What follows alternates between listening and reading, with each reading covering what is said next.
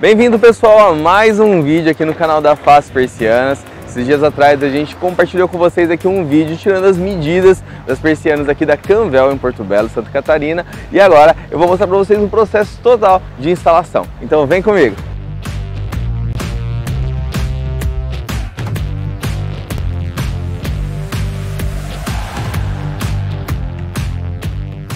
Hoje o processo de instalação é aqui nessa concessionária de veículos e são nessas vitrines que nós vamos instalar as persianas. É isso aí, MacGyver! Enquanto você instala, eu vou emprestar a minha voz para explicar para o pessoal o passo a passo da instalação. Com as persianas nas medidas corretas, faça as marcações e os furos.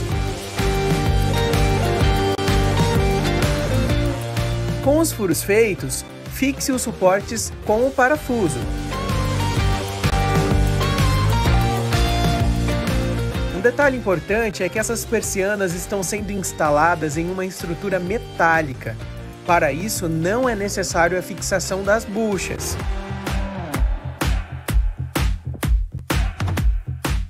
Note que nossas persianas tela solar estão com uma barra niveladora, ou seja, sem bandô, atendendo à necessidade do ambiente.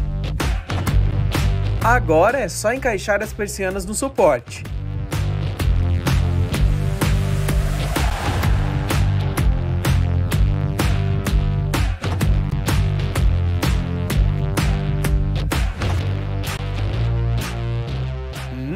Olha só como elas ficaram lindas!